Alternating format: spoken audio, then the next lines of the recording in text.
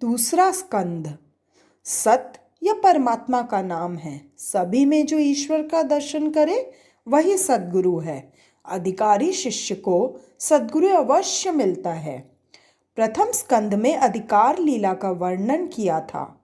परीक्षित अधिकारी थे, अतः उनको सुखदेव मुनि जैसे सद्गुरु मिले। परीक्षित में 5 प्रकार की शुद्धियां हैं: मातृशुद्धि, पितृशुद्धि, द्रव्य शुद्धि, अन्न शुद्धि और आत्मशुद्धि। सत शिष्य को ही गुरु कृपा मिलती है और ईश्वर दर्शन होते हैं। सद्गुरु तत्व और ईश्वर तत्व एक है। ईश्वर जिस तरह व्यापक है उसी तरह गुरु भी व्यापक है। जिसका कहीं भी अभाव न हो वही व्यापक है। परमात्मा सनातन सद्गुरु भी व्यापक है। व्यापक को खोजने की नहीं किंतु पहचानने की आवश्यकता है। परमात्मा की भांति गुरु भी व्यापक है किंतु वह अधिकारी को ही मिलते हैं। स्वयं संत बने बिना संत को पहचाना नहीं जा सकता। तुम्हें संत दिखाई नहीं देते क्योंकि तुम संत नहीं हो। जो संत बने उसे संत मिले। संत बनने के लिए व्यवहार को अति शुद्ध करना चाहिए। जब तब मुट्ठी भर चने तक की भी जरूरत है तब तक व्यवहार छूटता नहीं है। जो प्रत्येक व्यवहार को भक्तिमय बनाए वही सच्चा वैष्णव है। संत होने के लिए मन को सुधारने की जरूरत है। मन को बदलने की जरूरत है। जो अपने हृदय का परिवर्तन करता है वह संत बनता है। मन शुद्ध होने पर संत मिलता है। संत से मिलने के लिए संत आता है। विलासी को संत नहीं मिलते। गुरुदेव ब्रह्मा है। गुरुदेव नया जन्म देते हैं। नया जन्म देने का अर्थ है कि वे मन को और स्वभाव को सुधारते हैं। गुरुदेव विष्णु हैं क्योंकि शिष्य की रक्षा करते हैं। गुरुदेव शिष्य को मोक्ष भी देते हैं।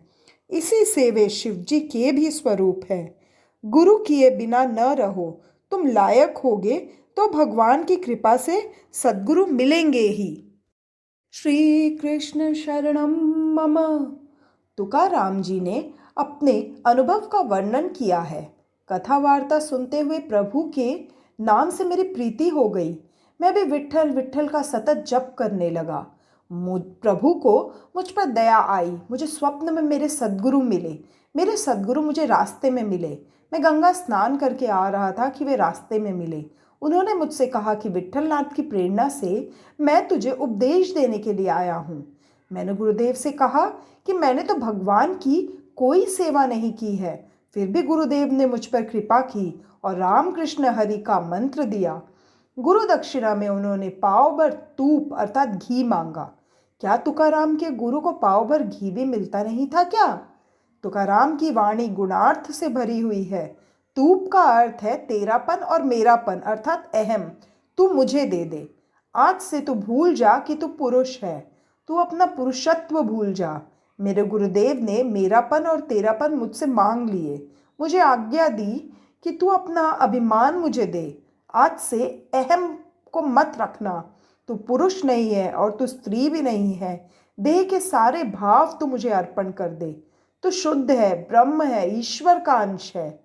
जीव का ईश्वर के साथ संबंध सिद्ध कर दिया, जोड़ दिया। जिसकी प्रत्येक क्रिया ज्ञानमयी हो वह उत्तम गुरु है। ज्ञानी भक्तों की प्रत्येक क्रिया ज्ञान और बोध रूप होती है। संतों का सब कुछ लौकिक होता है। सुखदेव जी मात्र ब्रह्मज्ञानी ही नहीं थे परंतु उनकी दृष्टि भी ब्रह्म दृष्टि थी। सुखदेव जी हर एक को समभाव से, ब्रह्म भाव से देखते थे। जैसी दृष्टि वैसी सृष्टि। जिसकी दृष्टि ब्रह्ममय हो उसे जगत का भास नहीं होता। सुखदेव जी गुरु ही नहीं सद्गुरु भी है। सुखदेव जी जैसे ब्रह्म दृष्टि वाले सुलभ नहीं हैं, वैसे ब्रह्मज्ञानी ब्रह्मज्ञान की बातें करने वाले तो सुलभ हैं। सुखदेव जी जैसे गुरु मिले तो 7 दिवस में तो क्या 7 मिनटों में मुक्ति दिला सकते हैं। किंतु शिष्य परीक्षित जैसा अधिकारी होना चाहिए। गुरु और शिष्य दोनों अधिकारी होने चाहिए। मंत्र दीक्षा अधम है, स्पर्श दीक्षा उत्तम है। ब्रह्म भाव में तल्लीन होकर सुखदेव जी ने परीक्षित के सिर पर वरद हस्त रखा कि तुरंत उनको ब्रह्म का दर्शन हुआ। प्रथम स्कंद में अधिकारी की कथा बताई है। भागवत का श्रोता कैसा होना चाहिए यह बताया गया है। वक्ता कैसा होना चाहिए यह भी बताया है। आगे कथा आएगी कि ध्रुव को मार्ग में नारद जी मिले और प्रचेताओं को शिव जी मिले। अधिकारी शिष्य को सद्गुरु मिलते हैं। परीक्षित के लिए भी सुखदेव जी आए, अन्यथा लाख आमंत्रण देने पर भी सुखदेव जी को आंखें उठाकर देखने तक की फुर्सत नहीं है, क्योंकि सच्चा ज्ञानी एक क्षण भी परमात्मा के दर्शन किए बगैर नहीं रह सकता। श्री कृष्ण शरणम मम। 3 प्रकार के श्रोता वक्ता में व्यास जी का क्रम दूसरा है, क्योंकि वे समाज सुधार की दृष्टि से कथा करते थे। सुखदेव जी दूसरों को सुधारने की नहीं, किंतु अपने अंतकरण को सुखी करने की वृत्ति से करते थे। सुखदेव जी ने कथा का आरंभ किया, किंतु मंगलाचरण नहीं किया, कारण देहभान बिल्कुल नहीं था। 3 अध्यायों के बाद सुखदेव जी ने मंगलाचरण किया। भागवत में 3 मंगलाचरण है। प्रथम व्यास जी का, दूसरा सुखदेव जी का और अंत में तीसरा सूत जी का। यौवन में मंगलाचरण, मंगल आचरण की बहुत जरूरत है, इसीलिए ही सुखदेव जी का मंगलाचरण 12 श्लोकों का है और अन्य सभी का 1-1 श्लोक का है। उत्तम वक्ता कौन होता है? जो संपूर्णतः वैराग्यमय हो, वह वक्ता उत्तम है। संसार के किसी भी विषय में मन न जाए वह वैराग्य है। संसार के विषयों को देखते हुए भी जिसका मन उसमें नहीं रमता, उसने ही सच्चा वैराग्य सिद्ध किया है।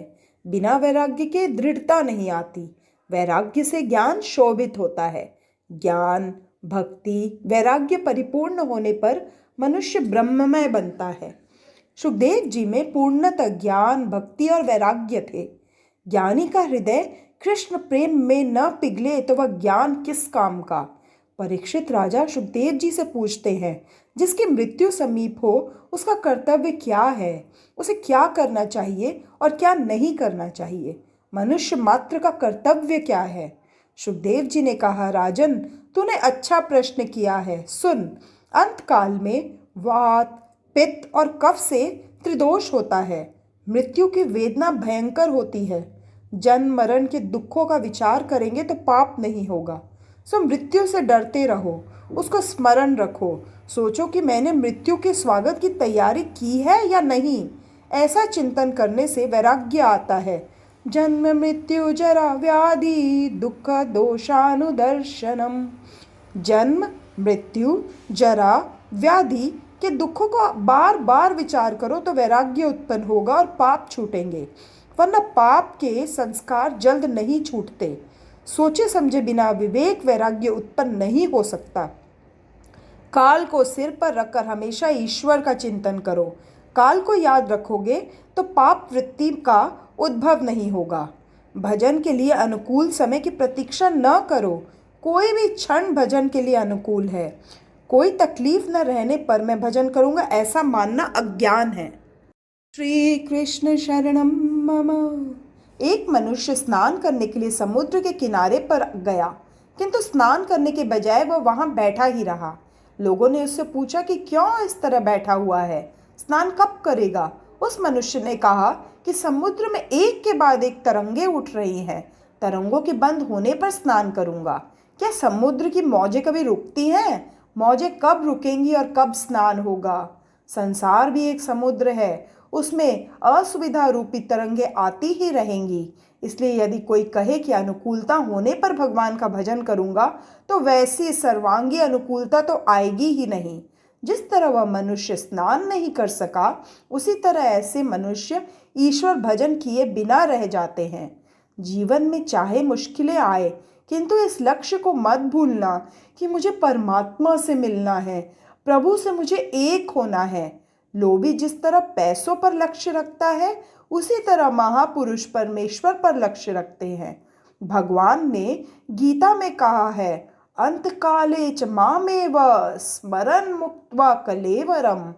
अंतकाल में जो मेरा स्मरण करता हुआ देह त्याग करता है, वह मुझे पाता है।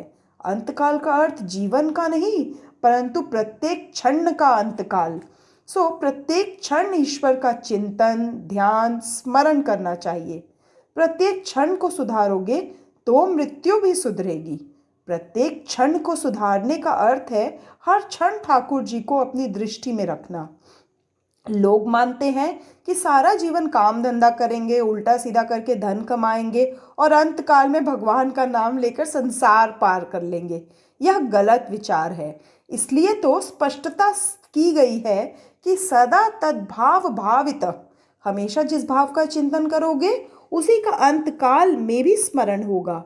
भगवान ने भी आशा की है कि तस्मात् सर्वेषु माम अनुस्मर, इसलिए सारा समय तो निरंतर मेरा स्मरण कर। यह तो सर्वविदित बात है कि जिस बात का सर्वदा चिंतन किया गया है, मृत्यु के समय भी उसी का स्मरण होता रहेगा। एक सुनार का दृष्टांत है। एक सुनार बीमारी के कारण शैया में पड़ा हुआ था। कई महीनों से वह बाजार नहीं जा सका था, सो उसे सोना और सोने के बाजार भाव का ही विचार आता रहता था। अंतकाल आया, बुखार बढ़ता जा रहा था। डॉक्टर ने आकर बुखार नापकर कहा कि 105 डिग्री है। सुनार ने समझा कि किसी ने सोने का भाव बताया है। वह अपने पुत्र से कहने लगा कि बेच दे, हमने 80 के भाव में लिया था। श्री कृष्ण शरणम मम। अब 105 हुआ है तो बेच दो। ऐसा बोलते बोलते ही वह मर गया। सुनार ने सारा जीवन सोना खरीदने, बेचने और सोने के विचार में ही गुजारा था, सो अंतकाल में उसे सोने का ही विचार आता रहा। धन संपत्ति की ही चिंता करने वालों को, रुपए पैसा पैदा करने वाले को अंतकाल में भी उसी का विचार आता है। धन कमाना कोई पाप नहीं है, किंतु उसे कमाते समय भगवान को भुला देना पाप है। सुखदेव जी ने कहा कि हे राजन, मनुष्य की आयु इसी तरह समाप्त हो जाती है। निद्रा और विलास में रातें गुजर जाती है और धन संपत्ति के प्रयत्न में तथा कुटुंब के परिपालन में दिन गुजरते जाते हैं। निद्रया ही अजे नक्तम व्यवसाय न च वावय दिवाचार्थे हया राजन कुटुंब भरणे नवा। मनुष्य का अधिकतर समय निद्रा और अर्थोपार्जन में चला जाता है। उसका बहुत सा समय बातें करने में चला जाता है। बहुतों का समय पढ़ने में गुजरता है। बहुत पढ़ना भी अच्छा नहीं है। अति वाचन से शब्द ज्ञान तो बढ़ता है, किंतु साथ साथ अभिमान भी बढ़ता है। राजन, जो समय चला गया है उसके लिए अब मत रो, इसका विचार भी न करो। भूतकाल की बातें ही सोचते रहने से कोई लाभ नहीं है। तुम अपने वर्तमान को सुधारो। 7 दिनों का जो यह समय मिला है उसी का सदुपयोग कर लो। मनुष्य इंद्रियों के सुख में ऐसा फंसा हुआ है कि उसे अपने लक्ष्य का ध्यान ही नहीं रहता। शरीर, स्त्री, संतान आदि सब कुछ असत्य है, फिर भी उन सब के मोह में ऐसा पागल बन गया है कि उसे समय और लक्ष्य का भी भान नहीं रह गया है। तुम्हें क्या करना है, कहाँ जाना है, क्या बनना है, इसका विचार आज ही कर लो। इच्छा शुद्धि के बिना कर्म शुद्धि नहीं होती। तुम निश्चय कर लो कि मुझे भगवान से मिलना है, मुझे प्रभु के धाम में जाना है, मुझे पुनर्जन्म नहीं लेना है। जगत में विकार और वासना के बढ़ जाने के कारण त्याग और संयम कम हो गया है। काल मनुष्यों को धक्का दे और उन्हें रो रो के घर छोड़ना पड़े, उससे यह अच्छा है कि वे विवेक से स्वेच्छापूर्वक घर छोड़ दे। शंकर स्वामी ने कहा है, निज गृहात् तूर्ण विनिर्गम्यताम। हे राजन, मानव जीवन की अंतिम परीक्षा मृत्यु है। मनुष्य की प्रतिक्षण मृत्यु होती रहती है। जो प्रत्येक क्षण को सुधारता है उसकी मृत्यु सुधरती है, और जिसकी मृत्यु सुधर गई उसका जीवन भी उजागर हो जाता है। प्रभु का स्मरण प्रत्येक क्षण के अंतकाल में करना चाहिए। क्षणस्य अंतकाले मात्र, जीवन में अंतकाल में नहीं। क्षण क्षण को जो सुधारता है उसी का जीवन सुधरता है। श्री कृष्ण शरणम मम। यह शरीर प्रतिक्षण बदलता रहता है, अर्थात प्रतिक्षण शरीर का नाश होता रहता है। अंतकाल में अर्थात प्रत्येक पल के अंत में मनुष्य की मृत्यु होती रहती है, सो प्रभु का स्मरण प्रतिक्षण करो। शंकराचार्य जी ने शंकर भाष्य में यही कहा है। अन्यथा जिसका जीवन निद्रा, धनोपार्जन और कुटुंब के परिपालन में ही गुजर गया हो, उसे अंतकाल में वही सब कुछ याद आता रहता है। सारा जीवन जिसमें बीता हो वह अंतकाल में याद आता है। एक बूढ़ा बीमार हो गया। उसका सारा जीवन द्रव्य आदि के पीछे ही बीता था। अंतकाल नजदीक आया। उसके पुत्रादि कहते हैं कि पिताजी, अब आप श्री कृष्ण गोविंद हरे मुरारी हे नाथ नारायण वासुदेव का जप कीजिए। किंतु उस बूढ़े से ये शब्द निकलते ही नहीं हैं। जीवन में कभी भगवान का नाम लिया हो तब वह नाम याद आए ना, वह बूढ़ा मन से द्रव का ही चिंतन कर रहा है। उसकी दृष्टि आंगन में गई। उसने देखा कि बछड़ा झाड़ू चबा रहा है। इतना छोटा सा नुकसान भी वह बूढ़ा कैसे सह सकता था। उसका दिल जलता है कि मैंने कैसे धन कमाया है, वह ये लोग क्या जाने। उसे लगा कि रुपए पैसों की तथा अन्य वस्तुओं की इन लोगों के लिए कोई कीमत ही नहीं है। मेरे जाने के बाद ये लोग घर को लुटा ही देंगे। वह बूढ़ा कुछ स्पष्ट बोल तो सकता नहीं था, इसलिए कुछ बड़बड़ाने लगा। उसके एक बेटे ने सोचा कि पिताजी भगवान का नाम लेना चाहते हैं किंतु कुछ बोल नहीं सकते। दूसरे बेटे ने सोचा कि पिताजी कभी भगवान का नाम तो लेते नहीं, सो वे कुछ मिल्कियत के बारे में कहना चाहते हैं। कुछ धन छुपा रखा होगा, उसके बारे में कुछ कहना होगा उन्हें। पुत्रों ने डॉक्टर बुलाकर उससे विनती की कि कुछ ऐसा करो कि पिताजी दो चार शब्द बोल सके। डॉक्टर ने इंजेक्शन देने के लिए 1000 रुपए की फीस मांगी। पुत्रों ने सोचा कि कहीं गाड़ कर रखा हुआ धन बताएंगे, अतः 1000 रुपए खर्च कर डाले। पिता की बात सुनने को सभी आतुर थे। दवाई ने अपना काम किया, कुछ शक्ति मिली तो वह बूढ़ा बोला, सब मेरी ओर क्या देख रहे हो, वहां देखो, वह बछड़ा कब से झाड़ू खा रहा है। और इस तरह बछड़ा झाड़ू झाड़ू बछड़ा करते हुए बूढ़े ने देह त्याग किया। आप देखिए, ध्यान रखिए कि कहीं आपकी भी ऐसी दशा ना हो। यह बात हंसने के लिए नहीं, सावधान करने के लिए कही है। लक्ष्मी जी अकेली आती हैं तो रुलाती है, किंतु साथ में ठाकुर जी भी आवे तो सुखी करती है। श्री कृष्ण शरणम मम। लोग कहते हैं कि आने वाले काल की खबर कैसे हो सकती है, किंतु वह तो पहले से ही सावधान करके आता है। काल सभी को सावधान करता है, किंतु लोग मानते ही नहीं हैं।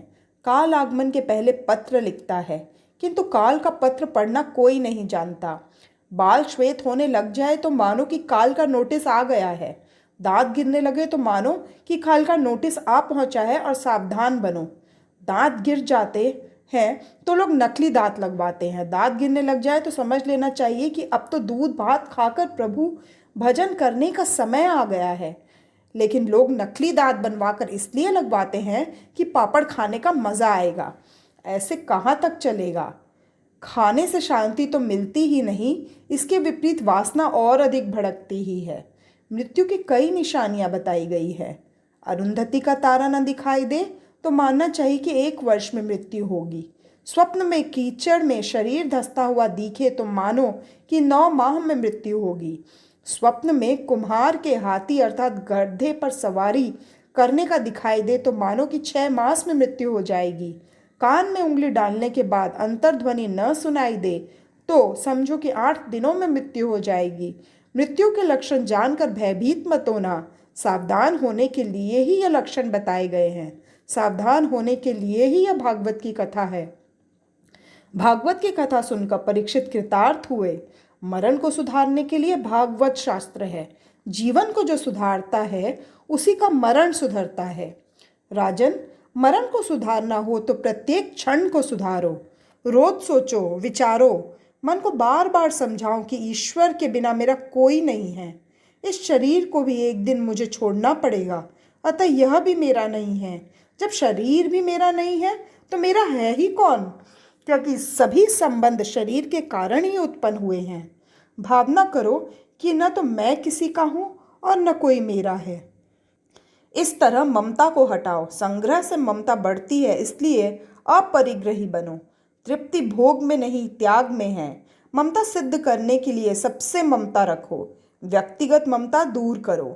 प्रत्येक मनुष्य को चाहिए कि वह प्रतिक्षण सर्वात्मा सर्वशक्तिमान भगवान श्री कृष्ण की लीलाओं का ही श्रवण, कीर्तन और मनन करे। इंद्रियों को भोग से नहीं, प्रभु स्मरण से, प्रभु सेवा से ही शांति मिलती है। श्री कृष्ण शरणम मम। दुख का कारण देह ही है। दुख भोगने के लिए ही तो देह मिली है ना। पाप ही न किए होते तो यह देह और जन्म ही क्यों मिला होता। रामदास स्वामी ने दासबोध में लिखा है, देह धारण करना ही पाप है। मनुष्य हर तरह से सुखी नहीं हो सकता। हे राजन, मानव शरीर सुख के उपभोग के लिए नहीं मिला है। मानव शरीर तो भजन करके भगवान को प्राप्त करने के लिए ही मिला है। इंद्रिय सुख सभी प्राणियों को एक सा ही मिलता है। शरीर संग से जो सुख स्त्री पुरुष को मिलता है, वही सुख कुत्ते को भी कुतिया के संग मिलता है। अतः मनुष्य जीवन पाकर प्रभु स्मरण में लीन रहो। तुम जीवन को कुछ ऐसे सांचे में ढालो कि मृत्यु के क्षण में भगवान की ही याद आए। जीव शिव बनने का प्रयत्न ही नहीं करता, अन्यथा वह तो शिव बनने के लिए ही जन्मा है। जीव जब ईश्वर से कहता है कि मैं आपका हूं, तो वह संबंध अपूर्ण है, परंतु ईश्वर जब जीव से कहता है कि तू मेरा है, तभी वह संबंध परिपूर्ण होता है। पाप को टालो, पुण्य कार्य तुरंत करो। ईश्वर हमें पाप की प्रवृत्तियों से कभी नहीं जोड़ता, परंतु जन्मों के संचित संस्कार ही पाप करने के लिए प्रेरणा देते हैं। एकांत में ईश्वर भजन करो। मन को एकांत जल्दी एकाग्र बनाता है। एक ईश्वर में ही सबका अंत करना एकांत है। ईश्वर एक और अद्वितीय है। मन को एकाग्र करने के लिए एकांत में रहने की जरूरत है। गृहस्थ घर में संभाव नहीं रख सकता, वह फिर चाहे गीता का पाठ ही क्यों न करे। समत्वम योग उच्यते। गृहस्थाश्रम के व्यवहार विषमता से भरे हुए हैं, वहाँ समता नहीं रखी जा सकती। गृहस्थ के घर में भोग के परमाणु भरे हुए होने के कारण घर में रहकर परमात्मा का सतत ध्यान करना कठिन है। भागवत में सुखदेव जी ने स्पष्ट कहा है कि जिसकी मृत्यु समीप आ गई हो वह घर छोड़ दे। गृहात प्रवृज्जितो धीरः, धैर्य सहित घर छोड़ो। पवित्र तीर्थ के जल में स्नान करो और पवित्र एकांत स्थल में आसन जमाकर बैठ जाओ। मन से प्रणव का जाप करो। प्राणायाम से प्राण वायु को वश में करो। मन को अन्य विचारों से रोककर भगवान के मंगलमय रूप में से जोड़ दो। मीराबाई ने एकांत में गिरधर के आगे नाचना तय किया था। उसकी टेक थी, मैं गिरधर के आगे नाचूंगी, तभी उसकी भक्ति सिद्ध हुई। एकांत में बैठकर पहले प्राणायाम करो। मन का प्राण से संबंध है, प्राण से मन भी स्थिर होता है। प्राणायाम के 3 भेद होते हैं। प्रथम पूरक प्राणायाम करना होता है। दाहिनी नासिका द्वारा बाहर की हवा अंदर खींचो। यह सब योग की प्रक्रियाएं हैं। महाप्रभु जी ने सुबोधिनी में कहा है कि योग को भी भक्ति का सहकार चाहिए। योग को जो भक्ति का साथ न मिले तो वह रोगी बन जाता है। श्री कृष्ण शरणम मम। बिना भक्ति का योग रोग उत्पन्न करता है। बिना भक्ति किए योग साधक नहीं होता। इतना ही नहीं, वह कभी बाधक भी हो जाता है। भक्ति से योग किया जाए तो प्रभु के साथ संयोग होता है। योग से योगी मन को स्थिर कर सकता है, किंतु हृदय विशाल नहीं होता। हृदय की विशालता तो भक्ति और ज्ञान से ही होगी। इसलिए पूरक प्राणायाम से ऐसी भावना करो कि प्रभु का तेजोमय स्वरूप तुम्हारे हृदय में उतर रहा है। भगवान का व्यापक तेज तुम्हारे हृदय में आ रहा है। फिर जब कुंभक करो तब भावना करो कि मैं ईश्वर का आलिंगन कर रहा हूँ। प्राण को शरीर में रोके रखना ही कुंभक है। उस समय ब्रह्म संबंध की भावना करो। उस समय सोचो कि मेरे प्रभु के साथ मेरा मिलन हुआ है, मेरे प्रभु ने मुझे मेरा आलिंगन किया है। यह ब्रह्म संबंध सतत टिक जाए तो मुक्ति मिलती है। मनुष्य इस ब्रह्म संबंध को सदा बनाए नहीं रख सकता। संसार के विषयों में मन को जाने देने से ब्रह्म संबंध भंग हो जाता है। फिर रेचक प्राणायाम करना होता है। बाई नाक से श्वास बाहर छोड़ना रेचक कहलाता है। उस समय ऐसी भावना करो कि मैं प्रभु के साथ एक हो गया हूँ, मैं भगवान से एक रूप हो गया हूँ, भगवान का बन गया हूँ। इसलिए मेरे पाप बाहर निकल रहे हैं, वासना बाहर निकल रही है, मेरे मन के सारे विकार बाहर आ रहे हैं और अब मैं शुद्ध हो रहा हूँ। जब तक कुछ न कुछ लौकिक व्यवहार भी करना है, तब तक मन स्थिर नहीं हो सकता। बाहर का संसार तो भजन में कीर्तन में विक्षेप नहीं करता, किंतु मन का संसार अवश्य विक्षेप करता है। ब्राह्मण संध्या में अधर्मर्शन करता है। वह सोचता है कि मेरे पाप बाहर निकल रहे हैं। मन की मलिनता दो प्रकार की होती है। स्थूल मलिनता, साधारण साधन, तप, व्रत, अनशन आदि से यह मलिनता दूर होती है। सूक्ष्म मलिनता तीव्र भक्ति ही उसे दूर कर सकती है। सुखदेव जी ने इसलिए आरंभ में विराट पुरुष का ध्यान धरने की बात कही है। विराट पुरुष की धारणा किए बिना मन शुद्ध नहीं होता। सुखदेव जी कहते हैं कि वैसे तो मेरी निष्ठा निर्गुण में है, तथापि नंद नंदन यशोदा नंदन मेरे मन को बार बार अपनी ओर खींच लेते हैं। श्री कृष्ण भगवान की मधुर लीलाएं मेरे मन को, मेरे हृदय को बलपूर्वक अपनी ओर आकर्षित करती है। इसी कारण से मैंने भागवत पुराण का अध्ययन किया और मैं वह आपको सुनाऊंगा। भगवान के नाम का प्रेम से संकीर्तन करना ही सभी शास्त्रों का सार है। सभी शास्त्र पढ़ो, उन पर विचार करो, किंतु याद रखो कि नारायण हरि ही सच्चे हैं।